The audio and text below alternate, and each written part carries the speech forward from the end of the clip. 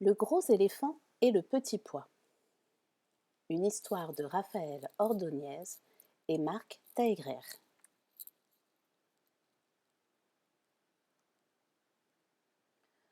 Le gros éléphant et le petit pois.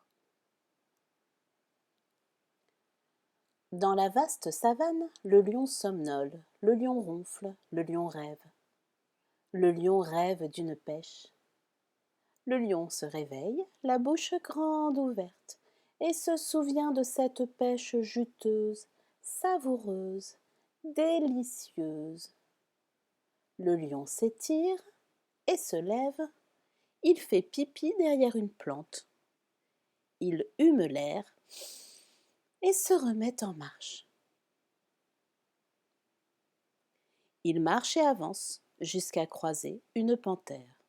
« Bonjour, lion. Où vas-tu » ? « Je vais chercher une pêche. J'ai rêvé de son parfum et de son goût savoureux. » « J'ai rêvé moi aussi d'un fruit délicieux et rafraîchissant, une poire incroyable. » « Tu veux m'accompagner » ? « D'accord, tu auras peut-être besoin de moi. » Marchant, avançant à travers la savane, un lion cherche une pêche et une panthère veut une poire.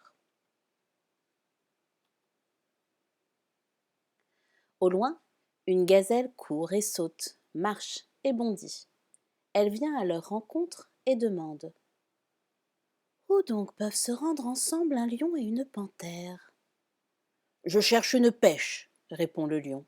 « Je veux une poire, » ajoute la panthère. « Pour ma part, j'ai rêvé d'une prune, » conclut la gazelle. « Je viens avec vous. » Marchant, avançant à travers la savane, voici donc un lion qui cherche une pêche, une panthère qui veut une poire et une gazelle qui désire une prune. De derrière un buisson surgit une poule effrayée, perdue, désorientée. « J'ai rêvé d'une mandarine, » annonce-t-elle. « J'ai donc quitté la ferme parce qu'on n'y trouve que des oranges. »« Je cherche une pêche, » déclare le lion. « Je veux une poire, » ajoute la panthère. « J'aimerais une prune, » murmure la gazelle. « Dans ce cas, je vous accompagne, » décide la poule de sa voix délicate.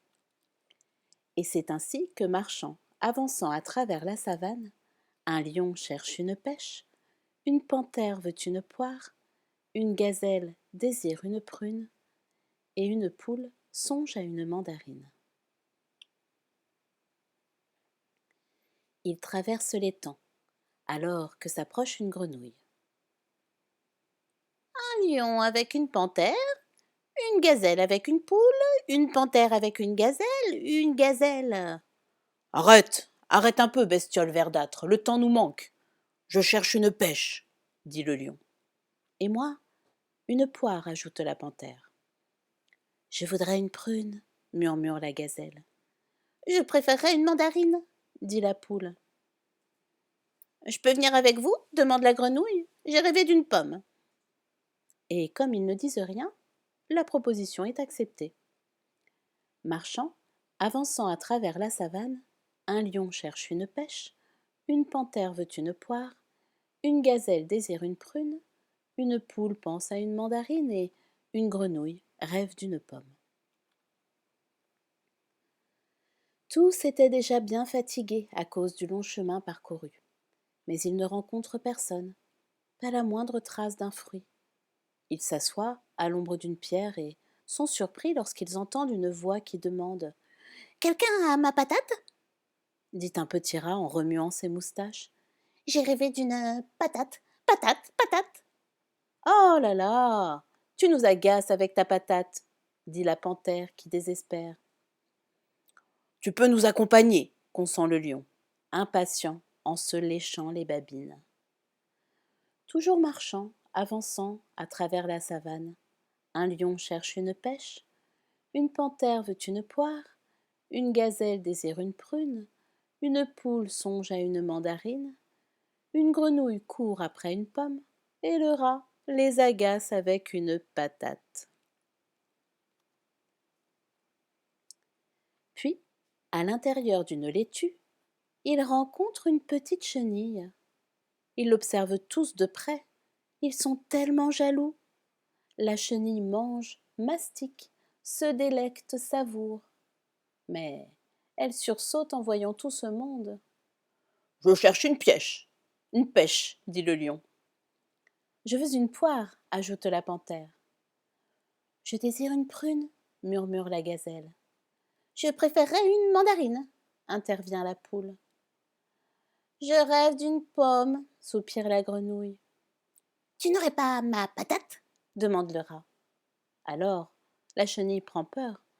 Elle a honte de parler la bouche pleine devant des créatures si différentes, si affamées et si tristes. Mais elle finit par déclarer. Ce midi, je suis allée chez le marchand de fruits qui est derrière ce palmier. Il y avait un tas de choses délicieuses. Des ananas, des bananes, des pistaches et des fruits secs, des fraises, des grenades, des melons, des pastèques et des dattes. Et des pêches demande le lion. Oui, répond la chenille effrayée. Et des poires, des prunes, des mandarines et des pommes. Et un grand sac de pommes de terre, mais... Déjà, plus personne ne l'écoute. Ils sautent, courent, bondissent. La poule s'envole même vers les fruits. Et quand ils arrivent... Quelle désillusion! Quel choc! Quelle déception!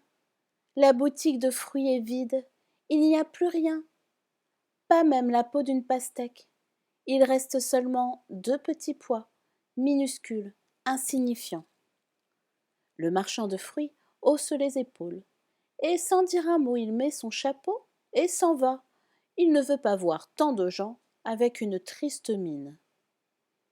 Et le lion regarde la panthère qui se désespère. La panthère regarde la gazelle qui se désole. La gazelle regarde la poule qui ne sait plus rien et n'ajoute rien.